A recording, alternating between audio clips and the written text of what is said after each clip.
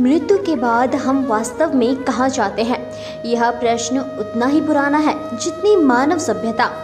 मृत्यु जीवन का अटल सत्य है, एक ऐसा पड़ाव जिसके बारे में कोई नहीं जानता कि उसके बाद क्या है। सदियों से दार्शनिकों, धर्मगुरुओं, वैज्ञानिकों और आम इंसानों ने इस रहस्य को सुलझाने की कोशिश की है। क्या मृत्यु के बाद सब कुछ समाप्त हो जाता है या फिर यह किसी नई यात्रा की शुरुआत है? यह वह गहरा प्रश्न है जो हर किसी के मन में कभी न कभी उठता है। विभिन्न धर्मों और संस्कृतियों की अवधारणाएं, दुनिया भर के धर्मों और संस्कृतियों में मृत्यु के जीवन को लेकर अलग अलग मान्यताएं हैं। ये मान्यताएं मानव जाति की आशाओं, भय और ब्रह्मांड की उनकी समझ को दर्शाती है। हिंदू धर्म, पुनर्जन्म और मोक्ष। हिंदू धर्म में मृत्यु को जीवन चक्र का एक अनिवार्य हिस्सा माना जाता है, जिसे पुनर्जन्म या संस्कार कहते हैं।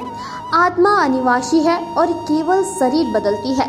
जैसे हम पुराने कपड़े बदलकर नए पहनते हैं, एक व्यक्ति के कर्मों के आधार पर आत्मा अगले जन्म में एक नए शरीर में प्रवेश करती है।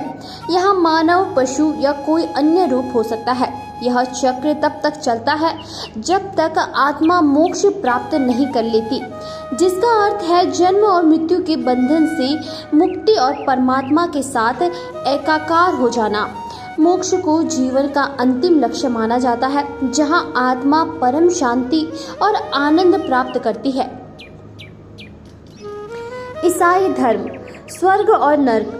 ईसाई धर्म में मृत्यु के बाद या तो स्वर्ग या नर्क जाती है। बाइबल के अनुसार जो लोग यीशु मसीह में विश्वास रखते हैं और धार्मिक जीवन जीते हैं, उन्हें स्वर्ग में परमेश्वर के साथ अनंत जीवन मिलता है। स्वर्ग को शांति, आनंद और प्रेम का स्थान माना जाता है। वहीं जो लोग पाप करते हैं और परमेश्वर के नियमों का उल्लंघन करते हैं, उन्हें नर्क में अनंत पीड़ा भोगनी पड़ती है। कुछ ईसाई संप्रदायों में शुद्धिकरण की भी अवधारणा है, जहां आत्माएं स्वर्ग में प्रवेश करने से पहले अपने पापों से शुद्ध होती है। इस्लाम, जन्नत और जहन्नुम। इस्लाम में भी मृत्यु के बाद का जीवन एक केंद्रीय अवधारणा है, जिसे आखिराह कहा जाता है। दुनिया में किए गए कर्मों के आधार पर आत्माएं कयामत के दिन का इंतजार करती है। इस दिन अल्लाह सभी मनुष्यों के कर्मों का हिसाब लेंगे। नेक लोग जन्नत में प्रवेश करेंगे, जो सुख और शांति का स्थान है, जहां उन्हें अल्लाह की रजा और शाश्वत आनंद प्राप्त होगा। पापी लोग जहन्नुम में भेजा जाएगा, जहां उन्हें अपने कर्मों के लिए यातनाएं झेलनी होगी। बौद्ध धर्म, निर्वाण। बौद्ध धर्म में पुनर्जन्म की अवधारणा है, लेकिन यह हिंदू धर्म से थोड़ी भिन्न है। बौद्ध धर्म में अनात्मन की अवधारणा है, जिसका अर्थ कि कोई स्थायी अपरिवर्तनीय मैं या आत्मा नहीं है।